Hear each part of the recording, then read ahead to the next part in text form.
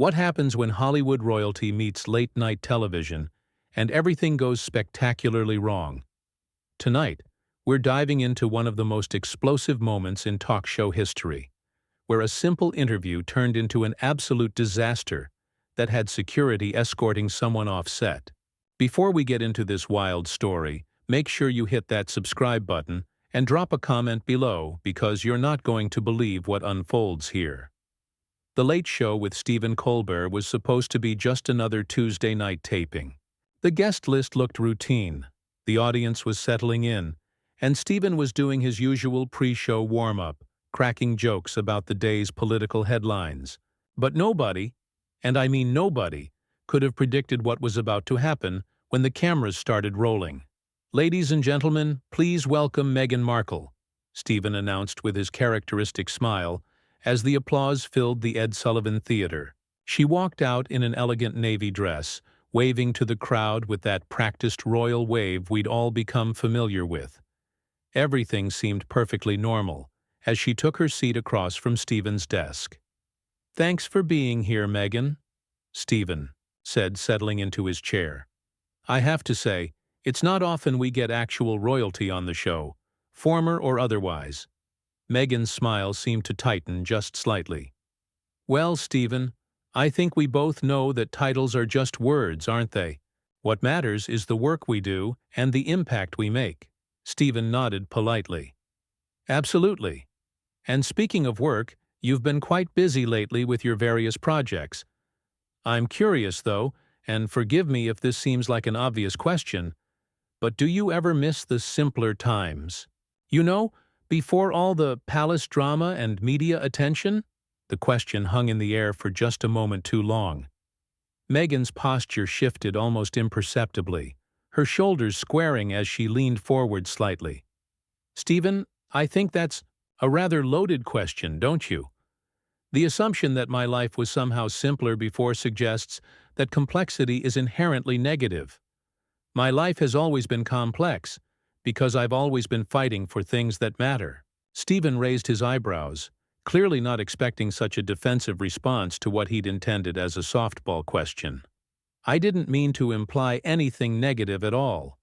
I was just thinking that anyone who's been through what you've been through might occasionally long for quieter moments."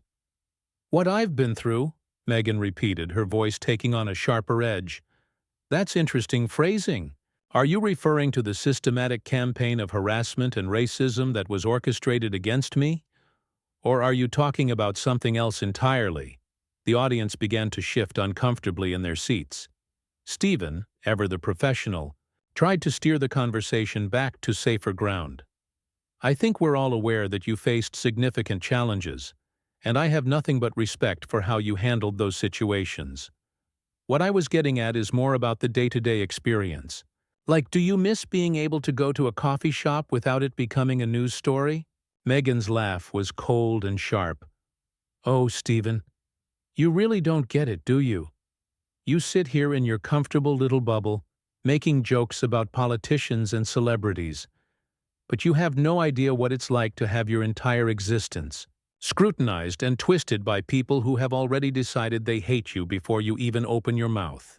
Stephen's smile was becoming more strained. "I certainly don't pretend to understand your specific experience, but I think most people in the public eye deal with some level of scrutiny. It comes with the territory, unfortunately. Some level of scrutiny?" Meghan's voice was rising now, and several audience members were exchanging glances. "Stephen, they questioned whether my child would be dark enough to be considered royal.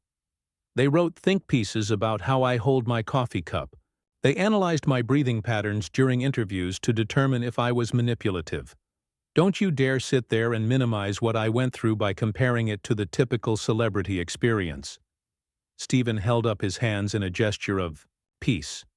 "You're absolutely right, and I apologize if I minimized your experience. That wasn't my intention at all. What you went through was unique and unconscionable. I was simply trying to ask about the human side of fame, not the institutional racism you faced." "The human side of fame," Meghan repeated mockingly. "Do you know what the human side of fame is, Stephen? It's having your father sell stories about you to tabloids. It's having people you thought were friends leak private conversations. It's watching your husband's family throw you under the bus to protect their precious institution while you're struggling with thoughts of self-harm. The studio had gone completely quiet now. Stephen was clearly trying to figure out how to handle the increasingly volatile situation without making things worse. Meghan, I can only imagine how difficult that must have been. Mental health struggles are something we should absolutely take seriously. And I'm glad you've been open about your experiences because it helps other people feel less alone. Less alone? Meghan's voice cracked slightly. Stephen, do you have any idea how alone I felt when I realized that the institution I married into cared more about protecting a racist than protecting me? Do you know what it's like to have your own husband's family brief against you in the press while you're pregnant and suicidal? Stephen was clearly out of his depth now, but he was trying to maintain his composure. I think what you're describing sounds incredibly isolating and traumatic. I hope you're getting the support you need now. Support? Meghan laughed bitterly. You know what support looks like, Stephen? Support looks like people actually listening when someone tells them they're being harmed, instead of immediately jumping to defend the people doing the harming. Support looks like interviewers asking real questions instead of these superficial, coded inquiries designed to make me seem difficult when I don't play along with the narrative. The tension in the room was becoming unbearable. Stephen glanced toward his producers off camera, clearly looking for guidance on how to proceed. Meghan, I want to make sure I understand what you're saying. Are you suggesting that my questions tonight have been somehow inappropriate or coded in a way that's unfair to you? Oh, Stephen, Meghan said, her voice dripping with condescension. The fact that you even have to ask that question proves my point perfectly. Stephen took a deep breath, clearly trying to reset the conversation. Meghan, I think we may have gotten off on the wrong foot here. My intention was never to make you uncomfortable or to ask inappropriate questions. Would you like to talk about your current projects instead? I understand you have some exciting initiatives you're working on. Meghan's eyes narrowed. There it is again. The redirect, the polite dismissal. Do you know how many times I've sat in interviews where the host tries to change the subject the moment I start talking about real issues? It's like you all have the same playbook. I wasn't trying to dismiss anything, Stephen replied, his voice remaining calm despite the growing tension. I thought perhaps we could focus on the positive work you're doing now. Isn't that why you're here tonight? To promote your projects?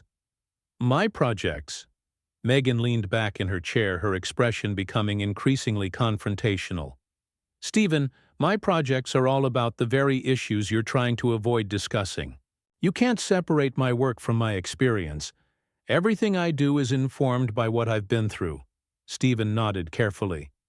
That makes perfect sense. Your experiences would naturally inform your advocacy work. Can you tell us about how that translates into the specific initiatives you're currently involved with? You really want to know about my work, Stephen? Meghan's voice had taken on a dangerous edge. Let me tell you about my work. I spend my days trying to help women who've been silenced by powerful institutions. I work with people who've been gaslighted and manipulated by systems designed to protect the status quo. And then I come on shows like this where hosts pretend to care, while they're really just trying to get through their interview without addressing any of the uncomfortable truths. The audience was completely silent now, sensing that something was seriously wrong. Stephen's producer was making frantic gestures from behind the cameras, but Stephen seemed determined to try to salvage the interview. I think the work you're describing sounds incredibly important and necessary. Can you give us a specific example of how you're helping these women? What does that support look like in practice? Meghan stood up abruptly, her chair scraping against the floor. You know what, Stephen? I'm done with this charade. You invited me here under the pretense of having a real conversation, but what you really wanted was for me to sit here and smile pretty while you asked me sanitized questions that don't challenge anyone or anything. Stephen remained seated, his hands folded calmly on his desk. "Meghan, I genuinely want to have whatever conversation you'd like to have. If my questions aren't addressing what you think is important, please tell me what you'd like to discuss." "What I'd like to discuss?" Meghan's voice was getting louder now. "I'd like to discuss how this entire industry is complicit in tearing down women who don't conform to their expectations. I'd like to discuss how late-night comedy shows like yours mock and diminish people like me while pretending to be progressive. I'd like to discuss how you've probably made jokes about me on this very stage." Stephen's expression grew more serious. "Meghan, I want to be completely honest with you. Yes, we've made jokes about various public figures, including members of the royal family. That's part of what we do here. But those jokes have never been personal attacks on you as a person, and they've certainly never been based on race or gender." "Never been based on race or gender?" Meghan's voice cracked with incredulous laughter. "Stephen, do you honestly believe that? Do you think the way you and your writers talk about me is the same way you talk about other public figures? Because I guarantee you it's not. I think our comedy has always punched up at institutions and powerful people, not down at individuals who are being victimized," Stephen replied firmly. "If you feel that we've crossed a line, I'd like to know specifically what we've said that you found problematic." Meghan began pacing behind her chair. "It's not just what you say, Stephen. It's what you don't say. It's the complicity of silence. When other comedians make racist jokes about me, where are you? When media outlets publish lies about me, where's your voice? Your silence is deafening. I can't respond to every piece of problematic content in the media," Stephen said reasonably. "But when I see clear injustices, I do try to address them. I think if you look at our show's track record on issues of racial justice and institutional discrimination, you'll find that we've been pretty consistent in calling out these problems." "Pretty consistent," Meghan repeated sarcastically. "That's the problem right there, Stephen. Pretty consistent isn't good enough when people are being destroyed by these systems. You can't be pretty consistent about human rights. You're either fighting for justice or you're complicit in injustice. There's no middle ground." Stephen's patience was clearly being tested, but he maintained his professional demeanor. "I think most people would argue that there are degrees of involvement and responsibility. I can't solve every problem or address every injustice, but I try to use my platform responsibly when I can make a meaningful difference." "Use your platform responsibly?" Meghan whirled around to face him directly. "Your platform reaches millions of people every night, Stephen.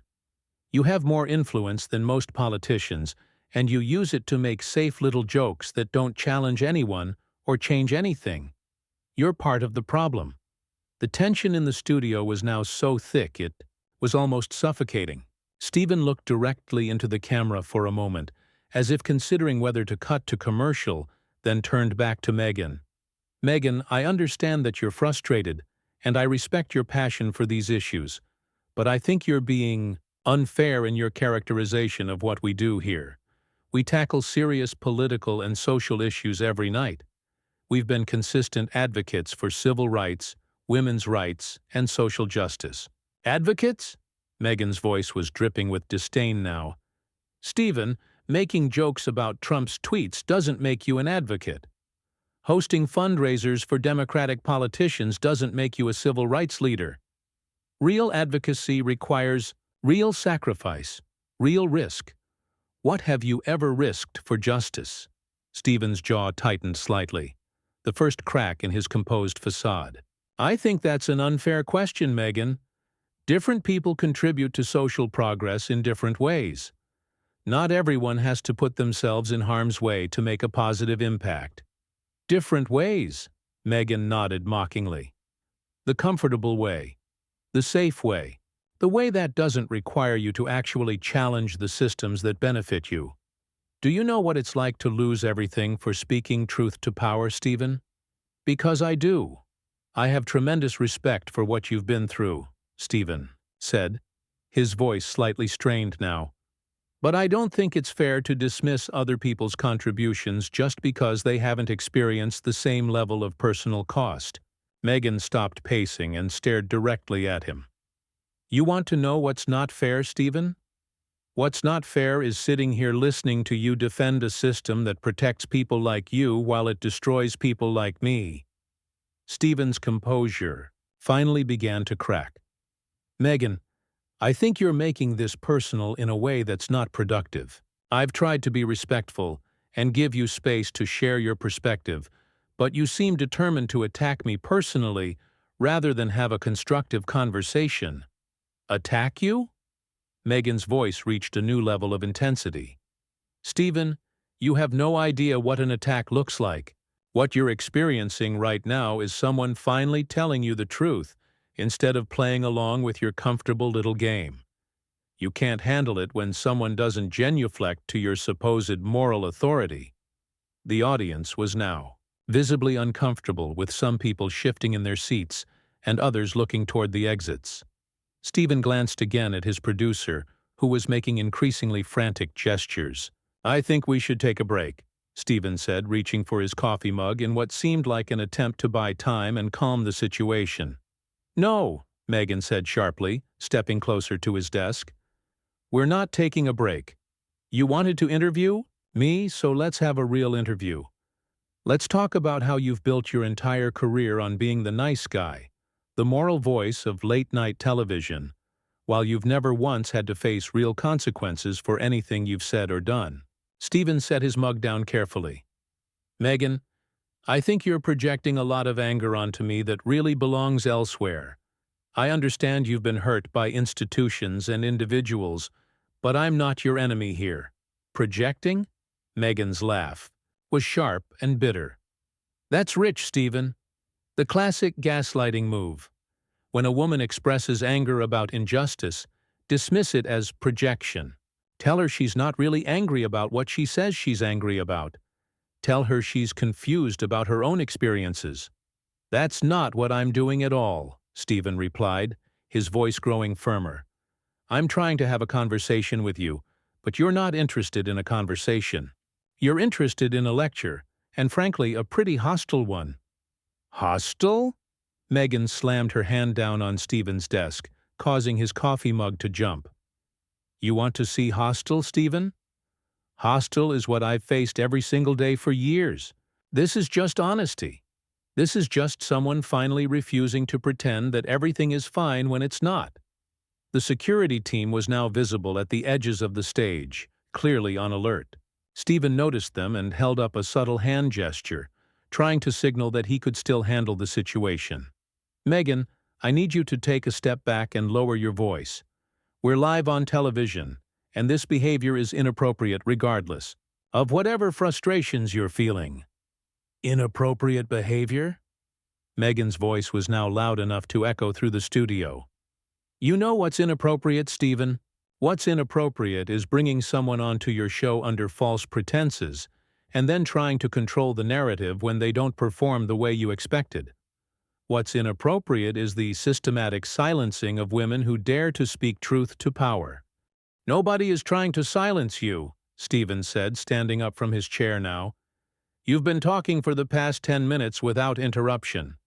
But there's a difference between speaking your truth and being abusive to people who are trying to listen. Abusive? Meghan's voice cracked with incredulous rage. Stephen, you have no idea what abuse looks like. What you're calling abuse is just a woman refusing to smile and nod while you patronize her. This is what happens when someone finally stops playing by your rules. Stephen looked directly at her, his professional mask finally slipping slightly. My rules? Meghan, my rules are pretty simple. Treat people with basic respect. Have a conversation instead of a monologue. Don't attack people personally when they're trying to engage with you in good faith. These aren't unreasonable expectations. Good faith? Meghan stepped even closer to his desk, her voice rising to near shouting levels. Stephen, there is nothing good faith about this entire setup. You invited me here to be your dancing monkey, to perform my trauma for your audience's entertainment, and when I refused to play along, You act like I'm the problem. That's completely untrue, Stephen said firmly. I invited you here to talk about your work and your experiences. You're the one who turned this into a confrontation. I turned this into a confrontation? Meghan was now gesturing wildly. Stephen, the confrontation started the moment you decided to minimize my experiences and redirect the conversation away from anything that might make your audience uncomfortable. The confrontation started when you chose to be part of the system that silences people like me. At this point, the head of security stepped onto the stage, clearly concerned about the escalating situation. Stephen saw him approaching and nodded slightly. Meghan, I think we need to end this interview now. You're clearly very upset, and I don't think continuing this conversation is productive for anyone. Oh, now you want to end it? Meghan turned to face the approaching security guard. Of course you do.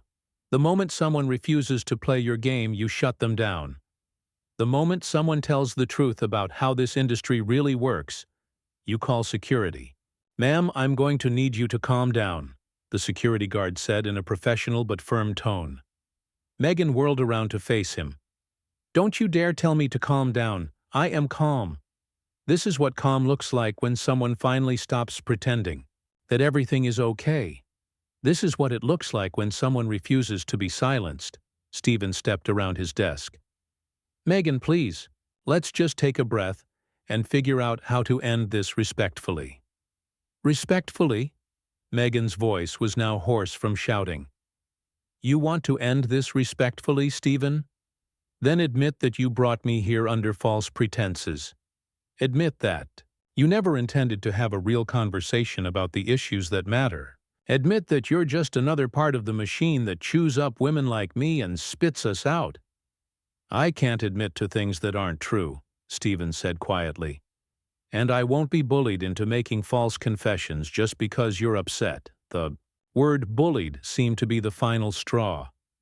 Meghan's face contorted with rage, and she swept her arm across Stephen's desk, sending his coffee mug, papers, and desk accessories flying across the floor. Bullied? She screamed. You think this is bullying? You have no idea what bullying looks like, Stephen. You've lived your entire privileged life without ever facing real consequences for anything. And the first time someone holds up a mirror to show you what you really are, you call it bullying. At this point, 2 more security guards appeared. On stage, the head of security stepped forward more assertively. Ma'am, I need you to come with me now. This interview is over. Meghan looked around at the 3 security guards, then at Stephen, then at the stunned audience. This is exactly what I'm talking about, she said, her voice slightly quieter but still intense. The moment a woman refuses to be controlled, you bring in the muscle. The moment someone tells the truth about your precious institutions, you silence them with force. Nobody is silencing you, Stephen said. But you can't behave this way on my show. You can't destroy property and scream at people and expect there to be no consequences. As the security guards moved to escort her off the stage, Meghan turned back to face Stephen one final time. Consequences, Stephen? You want to talk about consequences? The consequences for me speaking truth to power have been losing my family, my home, my privacy, and my peace of mind. The consequences for you will be going back to your comfortable life, making safe jokes for comfortable people. We are not the same. As she was led toward the exit, Meghan called out to the audience. Remember this moment. Remember what happens when someone refuses to play their game. Remember who showed their true colors when the spotlight got a little too bright. And with that, she was gone, leaving Stephen standing alone on his stage, surrounded by the debris from his desk, facing an audience that didn't know whether to applaud, boo, or sit in stunned silence. Stephen straightened his tie, looked directly into the camera and said simply, "We'll be right back after this commercial break." The aftermath of this interview sent shockwaves through the entertainment industry and beyond. It became a defining moment that revealed the deep tensions simmering beneath the surface of celebrity culture and media representation. So what do you think happened here? Was this a calculated outburst or a genuine breakdown? Drop your thoughts in the comments below, and don't forget to subscribe for more incredible stories from the world of entertainment. Let me know in the comments, do you think Stephen Colbert handled this situation professionally, or should he have done something different?